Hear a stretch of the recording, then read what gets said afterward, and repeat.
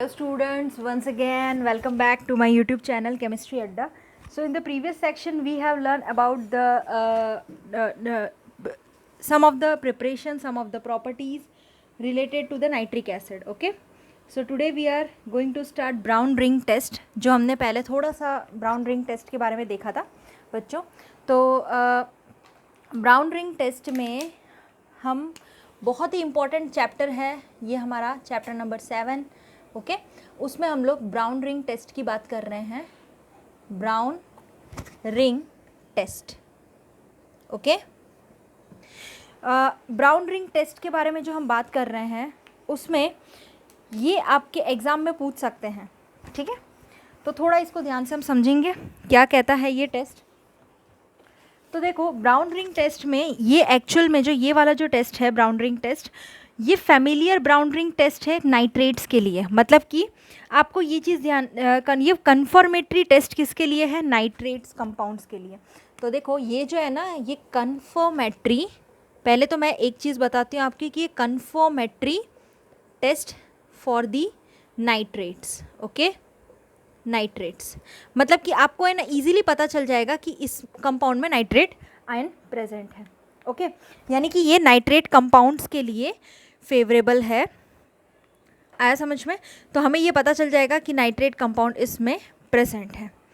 Clear? Okay. Second thing is that कि हम लोगों को इसको कैसे करना है. तो सबसे पहली बात हमें इसमें देखो ये एक ब्राउन रिंग टेस्ट है, तो हम ये क्या कहेंगे इसमें कि एक फैमिलियर ब्राउन रिंग टेस्ट है नाइट्रेट्स के लिए जो डिपेंड करता है किसकी ability of Fe+2 ion to reduce nitrate to nitric oxide which react with Fe+2 to form a brown coloured complex. मतलब समझो एकदम आपको क्या करना है इसमें NO3 माइनस कन्फर्मेटरी टेस्ट देता है.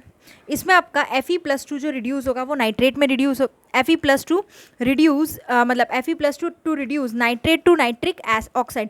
मतलब Fe+2 की वजह से क्या होता है कि नाइट्रेट जो है वो नाइट्रिक ऑक्साइड में रिड्यूस हो जाता है और बाद में आप Fe+2 आपको देखने को मिलता है Fe+2 टू Fe+3, वो भी मैं आपको बताऊंगी और उसकी वजह से ब्राउन कलर्ड का कॉम्प्लेक्स हमें देखने को मिलता है. ठीक है, तो इसका मतलब प्रॉपर फंक्शन अगर देखें तो मैं आपको एग्जांपल के तौर पे ये ब्राउन रिंग टेस्ट आपको समझाना चाहती हूँ. सपोज करो कि ये आपने एक टेस्ट ट्यूब लिया है. ठीक है, ये आपका एक टेस्ट ट्यूब है. क्लियर? आपने टेस्ट ट्यूब लिया, उसमें आपने देखो इसमें हमें क्या करना है NO3 NO3 माइनस है. ओके सबसे पहले आपको है ना इस स्टेप में क्या करना है, फ्रेशली प्रिपेयर्ड FeSO4 सोल्यूशन लेना है. Freshly prepared FeSO4. ठीक है, आपको FeSO4 इसमें लेना है. तो देखो मैं यहाँ से क्या करूँगी FeSO4 ऐड अप कर दूंगी. यानी FeSO4 है मेरे पास और मैंने इसमें नाइट्रेट का कंफर्मेशन टेस्ट है, इस वजह से NO3 इसमें प्रेजेंट होगा. ओके अब ये दोनों टेस्ट ट्यूब में हमने मिक्स करने के बाद मैंने थोड़ा टेस्ट ट्यूब को क्या कर दिया, स्लांट कर दिया. ये सारी चीज़ें टेक्स्ट बुक में नहीं गिवन है, मैं आपको समझाने के लिए थोड़ा अच्छे से आपको बताऊँगी. इसको थोड़ा स्लैंट कर दिया मैंने, टेस्ट ट्यूब को थोड़ा क्या कर दिया ऐसे टेढ़ा कर दिया. ठीक है, स्लैंट पोजीशन में. अब है ना इसमें मैं क्या कर रही हूँ पता है, ये दोनों मिक्सचर तो है ही मेरे पास, वो मैंने डाल दिया इस टेस्ट के लिए ताकि मुझे ये कंफर्म ये NO3. अभी मैं आपको बताऊंगी कैसे रिंग बनती है, ज़रा ध्यान से समझना. स्लांट करने के बाद क्या किया मैंने, इसमें 1 by 1 यानी ड्रॉप बाय ड्रॉप क्या डाला, concentrated H2SO4. Concentrated H2SO4 sulphuric acid drop by drop in all sides. आपको क्या करना है पता है, कंसनट्रेटेड H2SO4 हमारी लैब में पड़ा ही होता है, गर्म होता है थोड़ा. तो हम क्या करते हैं वो जल्दी से क्या करेंगे कि ये दो मिक्सचर हमारे पास पड़ा है इस टेस्ट ट्यूब के अंदर, हमने कंसनट्रेटेड H2SO4 लिया और यहाँ पे देखो आपको साइड बाय साइड डालना है. मतलब कि आपको है ना कुछ ऐसे मतलब साइड पे पड़ना चाहिए, ऐसे साइड में. ठीक है, ड्रॉप बाय ड्रॉप डालते जाना है.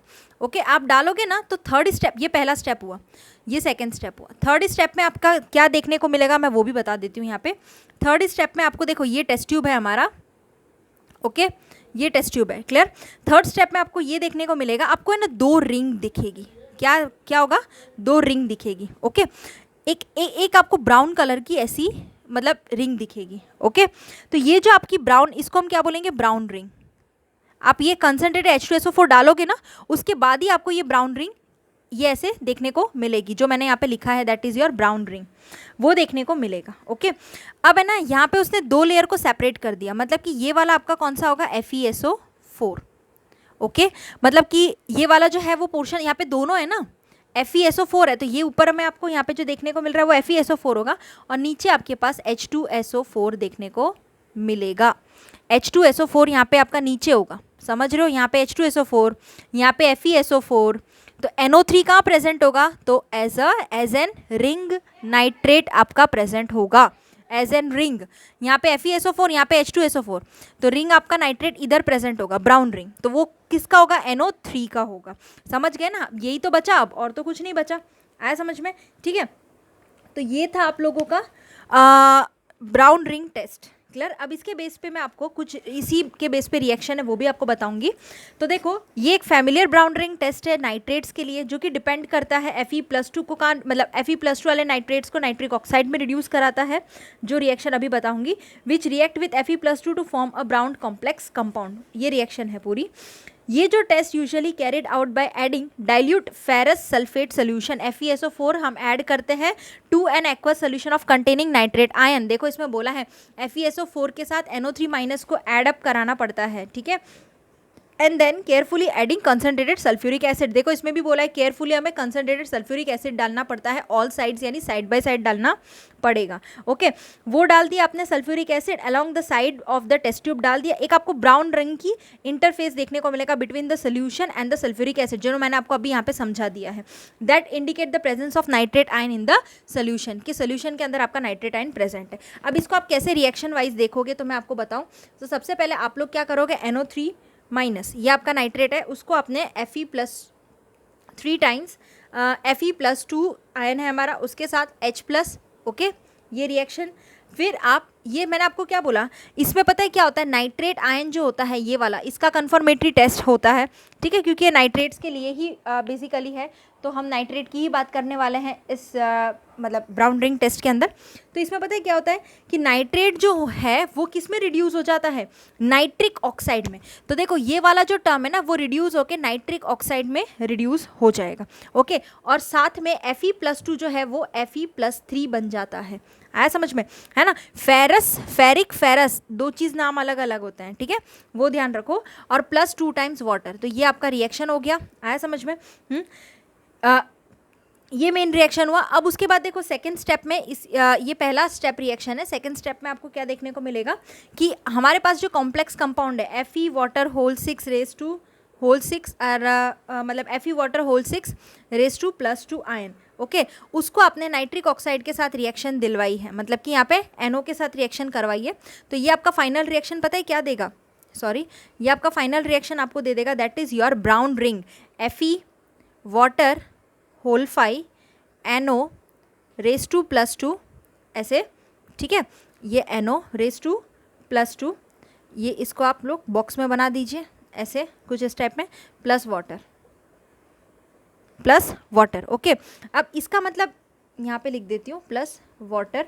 अब ये जो आपका कॉम्प्लेक्स है इसी को हम क्या बोलते हैं, ब्राउन PPT या ब्राउन रिंग आप कह सकते हो, ब्राउन PPT बोलो, जो बोलना है, ब्राउन रिंग बोलो, ब्राउन रिंग, ठीक है, जिसको हम ब्राउन कलर का होता है। अब इसका नाम भी आपको पूछ सकते हैं कि ये वाला जो कॉम्प्लेक्स बना है Fe water whole 6 plus nitric oxide के साथ मिलके Fe water whole 5 nitric oxide plus water जो मिलके बना है, तो इसका ये वाला जो कंपाउंड है Fe वाटर होल 5 NO+2, इसका नाम क्या होगा। तो इसका नाम आप लोग यहाँ पे लिख लेना, क्या होगा मैं आपको बता देती हूँ, तो आप लोगों को एग्ज़ाम में प्रॉब्लम ना हो, क्लियर।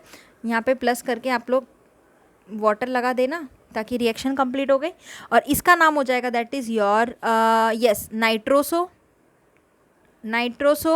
और ये हमारा फेरस, सॉरी ये हमारा फेरस नाइट्रोसो फेरस सल्फेट, ये हमारा sulphate, okay. Nitroso ferrous sulphate जो है वो हमारा इसमें पूरी तरह से ये इसका नाम हो जाएगा, ठीक है। तो ये आपका पूरा का पूरा क्या था, ब्राउन रिंग टेस्ट, ओके। तो आप लोग को ये अच्छे से लर्न रख लेना है, कोई भी प्रॉब्लम या कोई भी डाउट हो according to the brown ring test तो आप मुझसे पूछ सकते हो, क्लियर, ओके। अब इसके बाद हमारा जो लास्ट टॉपिक इसी में आता है, दैट इज़ यूजेस बाकी रहता है। ब्राउन रिंग टेस्ट हमेशा एग्जाम में कंफर्म आता है, तो आप लोग अच्छे से पढ़ना इसको। ये रिएक्शन जो है वो मोस्ट इंपॉर्टेंट रिएक्शन है, जिसमें ब्राउन रिंग कन्फर्मेटरी नाइट्रेट के लिए होता है। हमने पहले टेस्ट ट्यूब लिया, NO3 डाला, FeSO4 डाला, मिक्सअप किया, स्लांट रखा, फिर दो कंसनट्रेटेड H2SO4 धीरे धीरे ऐड किया, हमें रिंग मिली। रिंग के साथ H2SO4 इधर देखने को मिलेगा, FeSO4 इधर देखने को मिलेगा, ब्राउन की रिंग मिलेगी। NO3 माइनस Fe+2 H+ तीनों साथ में कंबाइन होकर NO3 नाइट्रेट नाइट्रिक ऑक्साइड में रिड्यूस होता है, Fe+2 Fe+3 में रिड्यूस हो जाएगा और वाटर निकल गया। फिर ये कॉम्प्लेक्स कंपाउंड नाइट्रिक ऑक्साइड के साथ रिएक्ट करके नाइट्रोसोफेरस सल्फेट कंपाउंड, ये आपका ब्राउन रिंग का कंपाउंड कॉम्प्लेक्स देता है। ओके, तो ये था आपका ब्राउन रिंग टेस्ट। ओके, इसके बाद है ना नाइट्रिक एसिड का बस यूज़ बचा है, वो हम देख लेते हैं, तो हमारा फिर ये टॉपिक कंप्लीट हो जाएगा। ओके, सो कोई भी डाउट हो तो पूछ लेना। अब हम लोग है ना नाइट्रिक एसिड का यूजेस देखेंगे, बहुत ही इंपॉर्टेंट इंडस्ट्रियल यूज़ है नाइट्रिक एसिड का। तो देखो, द मेजर यूज़ जो नाइट्रिक एसिड का होता है वो क्या होता है, manufacturing of ammonium nitrate. Ammonium nitrate, okay, NH4NO3। Ammonium nitrate के लिए नाइट्रिक एसिड का बहुत ही ज़्यादा यूज़फुलनेस है, अमोनियम नाइट्रेट। ओके, यानी कि जहाँ जहाँ अमोनियम नाइट्रेट का आपको मैन्युफैक्चरिंग देखने को मिलेगा, वहाँ पे आपको नाइट्रिक एसिड कन्फर्म प्रेजेंट मिलेगा। Okay, so nitric acid is in the manufacturing of ammonium nitrate, पहली बात ये होगी। फॉर द किसके लिए, fertilisers and other nitrates for the use in explosives and pyrotechnics. यानी कि पता है क्या होता है, अलग अलग इंडस्ट्री अलग अलग इंडस्ट्रीज़ में आप देखोगे तो आप लोगों को क्या देखने को मिलेगा, मतलब फर्टिलाइज़र है एक टाइप का, एक्सप्लोरिस पहले फर्टिलाइज़र लिखते हैं, फर्टिलाइजर्स, यस, उनमें भी ज़रूरत होती है। ओके, एंड देन उसके बाद फिर नाइट्रेट्स का हम यूज़ करते हैं इन एक्सप्लोजिव्स में। एक्सप्लोजिव्स में ये आप जानते ही हो, ठीक है, एक्सप्लोजिव्स में यूज़ करते हैं। और पायरोटेक्निक्स, पायरोटेक्निक्स अलग अलग जो हमारे टेक्निक्स होते हैं, पायरो अभी नाम आएगा, पायरो, हेक्सो, एक्सो, ये सारे अलग अलग टेक्निक्स होते हैं। तो वो उसमें भी क्या होता है कि ये नाइट्रेट स्पेसिफिकली यूज़ किया जाता है। अगर आपको ये मेनली आप लोग ये दो टर्म्स, ये इन दोनों के लिए बहुत ही कम यूज़ होता है, लेकिन फर्टिलाइज़र के लिए अच्छा यूज़ होता है नाइट्रेट। क्लियर, तो ये हो गया। फिर it is also used for the preparation of nitroglycerine trinitrotoluene, यानी कि ये कंपाउंड है nitroglycerine, nitroglycerine trinitrotoluene compound है। तो उसमें भी पता है क्या होता है, नाइट्रोग्लिसरीन ट्राई नाइट्रोटोलुइन, इसमें भी क्या होता है कि NO3 का यूज़ किया जाता है, नाइट्रिक एसिड का, सॉरी, नाइट्रिक HNO3 का यूज़ किया जाता है, आया समझ में। एंड और भी ऐसे अदर जो कि नाइट्रोजन कंटेनिंग कंपाउंड, मतलब कि नाइट्रो कंपाउंड्स, और भी ऐसे अदर नाइट्रो कंपाउंड्स के अंदर आपको नाइट्रिक एसिड का यूज़ देखने को मिलेगा, because it's also contain nitrogen. Clear, तो ऐसे भी और बहुत सारे नाइट्रो कंपाउंड्स में आपको देखने को मिलेगा। अदर मेजर यूज़ वो है pickling of stainless steel, yes, stainless steel में पिकलिंग ऑफ स्टेनलेस स्टील में भी आपको देखने को मिलेंगे, और मेटल्स में देखने को मिलेगा, मतलब itching of metal, rocket fuels में देखने को मिलेगा, रॉकेट फ्यूल्स, ऐसे बहुत सारे। और भी मैं अगर आपको बताऊं ना, तो जो आपकी बुक में नहीं गिवन है, एकदम सिंपल है, आपको एग्जांपल बताऊं कि नाइट्रोजन कंटेनिंग कहाँ होगा, तो ज़रा आप थोड़ा सा दिमाग लगा के सोचेंगे तो आपको पता चल जाएगा कि परफ्यूम, यस, परफ्यूम, ठीक है। परफ्यूम में क्या होता है कि नाइट्रोजन कंटेनिंग स्मेल जो आती है ना, तो उसमें आपको क्या देखने को मिलेगा कि इसका जो यूज़ है, परफ्यूम जो हम यूज़ करते हैं उसमें भी HNO3 आता है, नाइट्रोजन कंटेनिंग कंपाउंड आते हैं। डाई ले लो, जो भी आप डाई लगाते हो।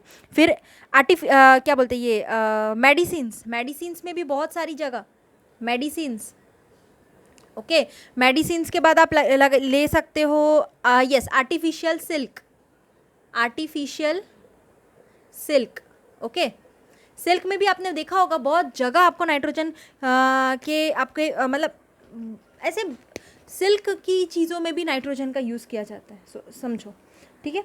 और हम ये कह सकते हैं कि yes, aqua regia for the purification, यानी कि आप मान लो एक्वारीजिया वैसे तो है ही, एक्वा रीजिया में भी आप लोग क्या करते हो, प्यूरिफिकेशन कराते हो ना, प्यूरिफिकेशन, ओके। उसमें भी क्या होता है, किसका प्यूरिफिकेशन कराते हैं आपको पता है, अब gold and silver, gold and silver, okay. तो उसमें भी क्या होता है कि प्यूरिफिकेशन कराते हैं गोल्ड एंड सिल्वर का। जब भी हम यूज़ कराते हैं in the purification of gold and silver में हम एक्वा रीजिया लेते हैं, मतलब मेटल जो होता है उन मेटल को हम एक्वा रीजिया के फॉर्म में ही लेते हैं, ओके। जब भी हमें गोल्ड और सिल्वर का प्यूरिफिकेशन कराना हो। तो ऐसे बहुत सारे एग्जांपल्स हैं नाइट्रिक एसिड का यूज़ है, जो कि आप लोग डे टू डे लाइफ में इजीली देख सकते हो, ओके। सो ये था आपका नाइट्रिक एसिड, यस। तो चलिए आज हम इसके बाद का टॉपिक स्टार्ट करते हैं। ये मोस्ट इम्पॉर्टेंट टॉपिक है, एग्ज़ाम में कंफर्म आता है, इसके स्ट्रक्चर्स आते हैं, ऑक्सो एसिड्स ऑफ फॉस्फोरस, ठीक है। एकदम ध्यान से समझेंगे, बहुत ही इम्पॉर्टेंट टॉपिक है, तो आप लोग बने रहिएगा, एकदम ध्यान से समझना ऑक्सो एसिड्स में क्या क्या होता है। सबसे पहले तो ऑक्सो एसिड्स की बात कर रहे थे हम लोग, तो मैं आपको बताऊंगी कि इसमें फॉस्फोरस कंटेनिंग कंपाउंड्स आएंगे और इसके बेसिक यूनिट्स क्या हैं, ठीक है।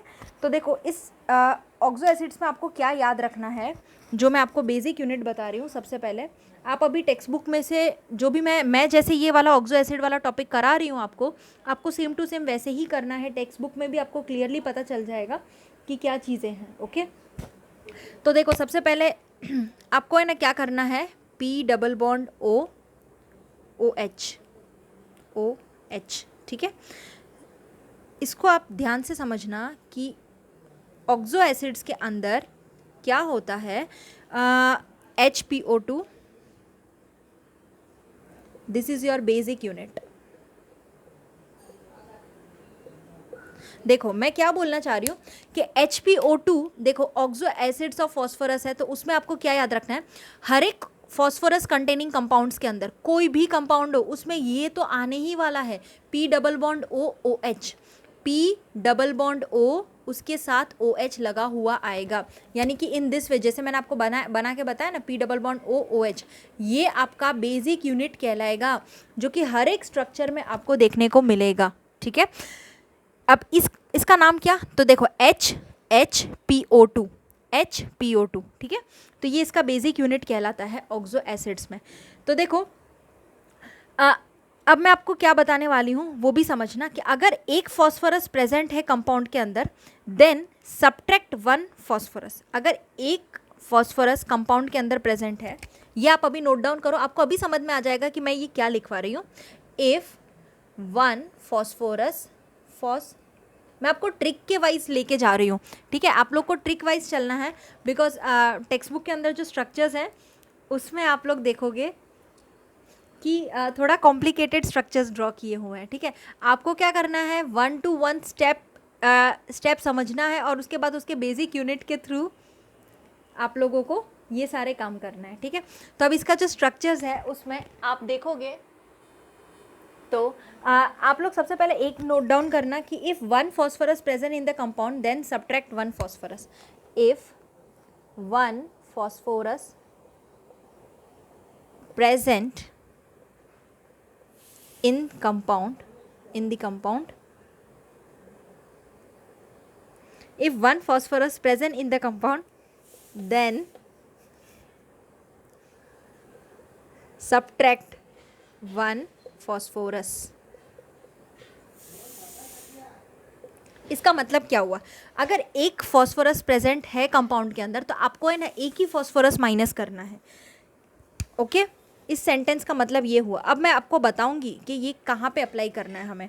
इफ़ 2 फॉस्फोरस, अभी आपको समझ में आ जाएगा, इफ़ 2 फॉस्फोरस देन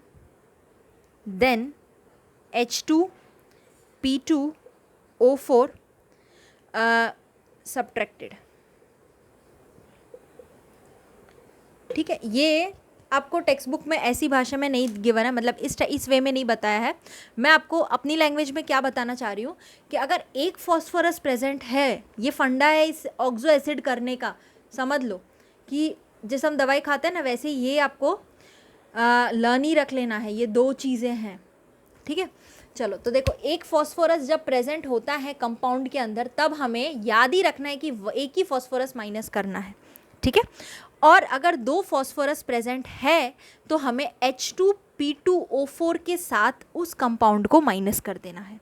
ओके, ये ट्रिक है, इट्स ट्रिक। इससे ये दो याद रह गए, मतलब सारे स्ट्रक्चर आपके हो जाएंगे, समझे? तो चलिए हम लोग है ना ये ट्रिक के अकॉर्डिंगली काम करते हैं। तो आप लोगों को क्या करना है, सबसे पहले हमारे पास जो फर्स्ट कंपाउंड है दैट इज़ H3PO2, ठीक है? चलिए देखते हैं। तो सबसे पहले H3PO2, यस, पहला अगर स्ट्रक्चर मैं बताऊं तो H3PO2, क्लियर? H3PO2 हमारे पास सपोज है ना, H3PO2 हमें उसका स्ट्रक्चर बनाना है। लेट आप सपोज करो, और वैसे भी है ही उसमें कि H3PO2 ऐसे बहुत सारे टेबल में स्ट्रक्चर है, H3PO3, H4P2O5, H4P2O6, H3PO4, H4P2O7, ऐसे बहुत सारे स्ट्रक्चर्स है। तो इतने सारे स्ट्रक्चर याद कैसे रखने के, कोई दिक्कत नहीं है। आपको सिर्फ और सिर्फ जो बोला है कि H3PO2 का स्ट्रक्चर बनाना है, आपको उसी पे फोकस करना है। कैसे फोकस करोगे, तो देखो H3PO2 ये लिखा हमने, है ना। अब H3PO2 कितना फॉस्फोरस प्रेजेंट है इसमें, ओनली 1 फॉस्फोरस प्रेजेंट है। ओके, अब 1 इसका स्ट्रक्चर बनाना है अभी आपको। तो देखो H3PO2 ये लिखा मैंने, एक फॉस्फोरस प्रेजेंट है, तो जिसमें एक फॉस्फोरस प्रेजेंट था कंपाउंड के अंदर, उसमें किससे सब्ट्रैक्ट करेंगे, एक ही फॉस्फोरस वाले से सब्ट्रैक्ट करना है। तो एक ही फॉस्फोरस वाले से मतलब कि HPO2 जो हमारा बेसिक यूनिट है, जो हमारा बेसिक यूनिट है, it's called basic unit. Okay, उसी से हम लोग क्या करेंगे, सब्ट्रैक्ट करा देंगे। समझ रहे हो आप लोग, है ना। H3PO2 का स्ट्रक्चर, उसमें से हम लोग एक ही फॉस्फोरस कंटेनिंग कंपाउंड ले लेंगे और बेसिक यूनिट से सब्ट्रैक्ट करा देंगे। तो अब इसको सब्ट्रैक्ट करो तो देखो क्या बचता है, आपको पता चलेगा H2 ही बचेगा। कैसे, PP माइनस हो गया, O2 माइनस हो गया, H3 यहाँ पे 3 H है और यहाँ पे 1 H है, तो मतलब H3 3 में से 1 गया, मतलब 2 ही H2 बचा, ठीक है, ये 2 H2 बच गया। अब इसका स्ट्रक्चर कैसे बनाए, तो पहले वो सीखो। स्ट्रक्चर बनाते वक्त आपको क्या ध्यान रखना है, आपको सबसे पहले आंख बंद करके बेसिक यूनिट तो बना ही देनी है। बेसिक यूनिट आपको HPO2 का स्ट्रक्चर बना देना है। ओके, ये बना दिया। अब हमें इतना तो पता है, ये तो हमें बनाना ही पड़ेगा।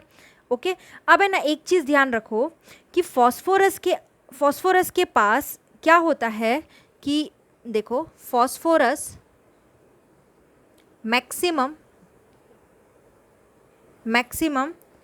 5 बॉन्ड्स बना सकता है। फॉस्फोरस क्या कर सकता है, मैक्सिमम 5 बॉन्ड बना सकता है अपने आसपास, ठीक है। तो देखो ये तो इसका बेसिक यूनिट हो गया HPO2, ठीक है। HPO2 इसका बेसिक यूनिट हो गया। तो ये यहाँ पे कितने बॉन्ड्स बना रहा है, यहाँ पे आप देखोगे तो 1 2 3 और यहाँ पे एक और दे देते हैं 4 5। मतलब आप ये समझो कि हमारे पास फॉस्फोरस 5 बॉन्ड बना सकता है। तो 1 2 3 4, अभी 4 ही बना रहा है, और अगर मान लो एक और कोई है तो उसके साथ हम लगा सकते हैं, मतलब कि 5 बॉन्ड बना सकता है मैक्सिमम फॉस्फोरस। इतना आपको ध्यान रखना है। ओके, है ना। चलिए, तो अब हम स्टार्ट करते हैं इसमें कि हम कौन से स्ट्रक्चर की बात कर रहे थे, H3PO2 की बात कर रहे थे, क्लियर। तो बेसिक यूनिट हमने ये बना दिया, दैट इज़ योर HPO2। देखो HPO2 ये बेसिक यूनिट है जो हर एक स्ट्रक्चर में आपको देखने को मिलेगा, मैं पहले ही बोल चुकी हूँ।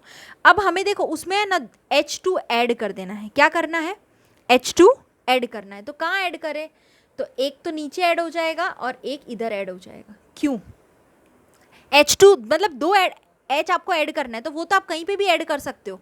ये 2 H आप कहीं पे भी ऐड कर सकते हो। क्यों, क्योंकि बचा क्या है हमारे पास, H2 बचा है, समझे। और जो बचा है वही हमें इसमें ऐड कर देना है और कुछ नहीं करना। तो ये जो आपका स्ट्रक्चर बना, जो मैंने अभी आपको ये बना के दिखाया, ये आपका बन गया स्ट्रक्चर किसका, H3PO2 का। ये स्ट्रक्चर बन गया, समझ रहे हो। क्या समझे कि H3PO2 में एक फॉस्फोरस था, यानी कि उसमें आप एक फॉस्फोरस वाला ही माइनस करोगे, that is HPO2 basic unit से ही माइनस करना है। अगर एक फॉस्फोरस है तो HPO2 से माइनस कर दिया तो क्या बचा, H2 बचा। आपने पहले क्या किया, आपको पहले बनाना क्या है, मैंने आपको बताया कि HPO2 बेसिक यूनिट बना दो और जो बचता है वो बाद में आप लगा दो। तो अब देखो फॉस्फोरस की आप वैलेंसी आप देखोगे तो मैक्सिमम उसने कितने बॉन्ड्स बनाए हैं, 1 2 3 4 5, उसने मैक्सिमम 5 बॉन्ड बनाए हैं। तो that means it is okay. यानी ये किसका स्ट्रक्चर हो गया, आपका H3PO2 का स्ट्रक्चर बन गया। ओके, तो बाकी के स्ट्रक्चर्स हम लोग नेक्स्ट वीडियो में देखेंगे। तब तक के लिए थैंक यू।